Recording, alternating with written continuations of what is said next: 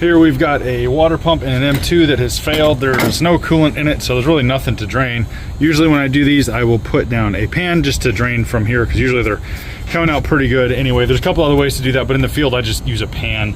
And yeah, here is the new one. You make sure it comes with that gasket right there. And this is pretty easy as far as how complicated things can get with these trucks. This is pretty easy. What you want to do first is get off this belt, and you put a 1/2 inch in there, and you push that way, and this will release it. So as you can tell, I pull on it, it goes that way. What we want to do is push, get some slack in here, and then just slide that off.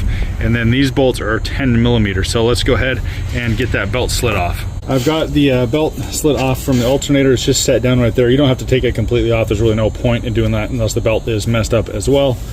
Push some slack down in there so you can get to this. And I could never get any sockets in there. This is just too shallow for me. I don't really have any really shallow sockets. So I will just use a 10 millimeter box wrench, and then you go ahead and get that one loose. And then there's one down below there, can't really see it too well, right there, and get those loose and then work that off. And you very likely need to reuse the bolts, so go ahead and save those. Make sure you don't strip those or mess them up. I got that top one off there. The bottom one is kind of difficult to get to. Sometimes I can get it with a box wrench, sometimes I can't.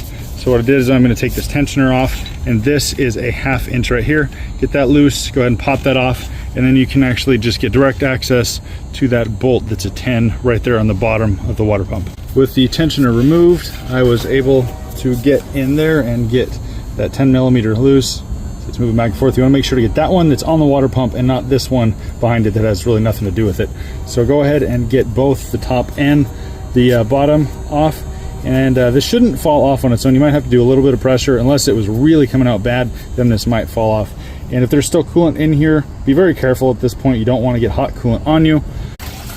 I got that cracked loose, and I'm just setting it there, and it's draining down into a pan that you can't see, but it's down there. You can kind of see it right down there in the bottom. Drain into a pan. Once that's done, I'll go ahead and take that off.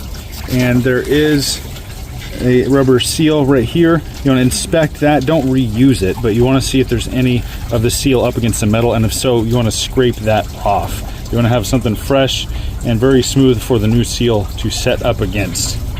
That popped right off, the seal did, and I wiped it down a little bit. There was no residue from the old rubber stuck on there. Like I said before, if there is, you want to scrape that off and then make sure this is smooth, but there was none whatsoever. So when you put the new one back, you want to make sure it is positioned the same as the old one. And this one has this bottom part right here, which points down. So it would go back on in this configuration here. Once you get to this point, hold it up against before you put the bolts back in. I couldn't film this, so I just got to talk about it.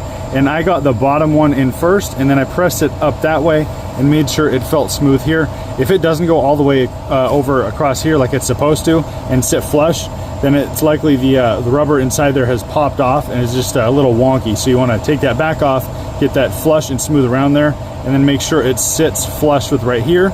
Get the top and the bottom on.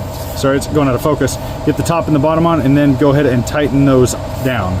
There it is, completely on. And what I generally do is do a 1/4 turn on the bottom, then a 1/4 turn on the top. Once you have the tensioner back on, then you put the pressure right there, push forward again, and then put that part of the belt right here. And if you need to, before, I forgot to mention, take a picture of the belt before you take the tensioner or the belt off if you've never done this before, because that can help a bit if you've never done this. I'm getting pulled onto another truck, so I don't have time to film the rest of it, but I'll tell you what to do. So once everything is back together and the belt is completely on and good, don't start it up yet. You want to get the coolant that you drained, unless it was completely empty. You go ahead and fill this up basically to the top, then get the truck good and hot, and it will do what it calls a burp, and it will open up the thermostat and let some coolant in. This will lower and then fill that back up. I hope that helps somebody. Thank you for watching. Consider subscribing if this did help you. Have a great day and safe driving.